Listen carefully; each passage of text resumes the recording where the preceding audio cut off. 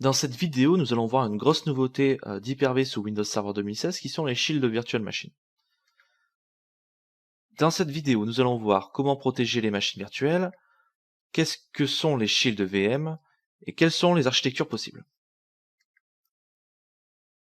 Au niveau des protections des VM, on va utiliser des shields VM qui vont utiliser la technologie BitLocker pour chiffrer le disque et l'état de la VM.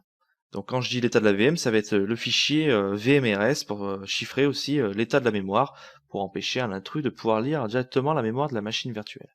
Ceci sert à protéger contre les malwares, mais aussi contre les admins. Donc ça c'est intéressant dans les environnements multitenants. On va faire appel à des Host Guardian Services qui permettent d'attester que l'hôte qui exécute les shields VM est conforme et permettent d'exécuter les actions demandées par l'administrateur, notamment de booter la VM et d'exécuter un live migration. Les VM supportés sont les VM de génération 2. On va s'appuyer sur une technologie de sécurité physique qui s'appelle des TPM, mais on va l'implémenter en virtuel, et les virtuels TPM sont disponibles qu'en génération 2. Grâce à cela, on va pouvoir protéger donc les machines contre les administrateurs serveurs, contre les administrateurs stockage, réseau, de backup, et contre les administrateurs virtuels, de virtualisation, pardon. Par contre, les administrateurs de la machine virtuelle pourront toujours administrer la machine virtuelle. Les shields VM, lorsqu'elles sont exécutées, vont chiffrer le disque de la VM via une puce TPM virtuelle et en utilisant donc BitLocker. Les fichiers de configuration et l'état de la VM sont aussi chiffrés, donc ça veut dire que le fichier VMCX et VMRS sont chiffrés. Tout le trafic de Live Migration est aussi chiffré, ça veut dire que lorsque vous allez déplacer une VM d'un nœud à un autre via le Live Migration, tout le flux sera chiffré sans devoir implémenter de l'IPsec. Les crash dumps sont aussi chiffrés. Les VM crash dump sont désactivés par défaut, ils seront chiffrés si vous l'activez par la suite.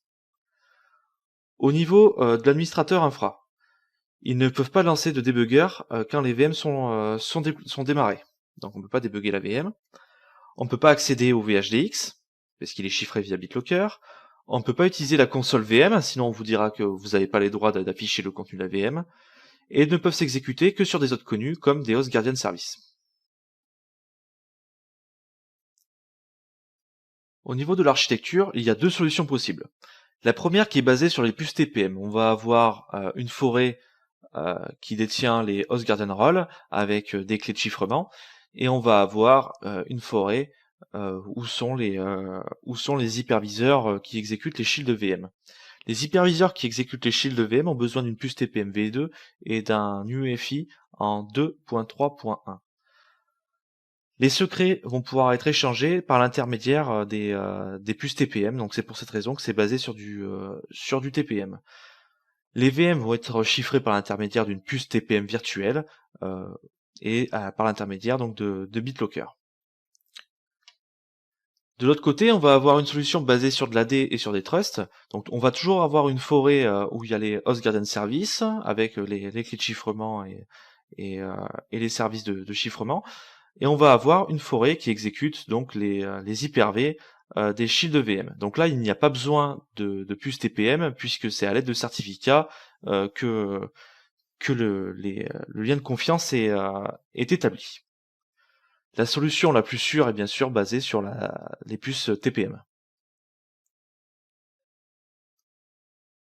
C'est tout ce que je voulais vous montrer au niveau des shields VM. Je n'ai pas de démonstration à vous montrer car je n'ai pas de puce TPM sur mes serveurs physiques. Dans la prochaine vidéo, nous allons voir les différentes nouveautés qui restent sur Hyper-V. J'espère que cette vidéo vous a plu et on se verra dans une prochaine.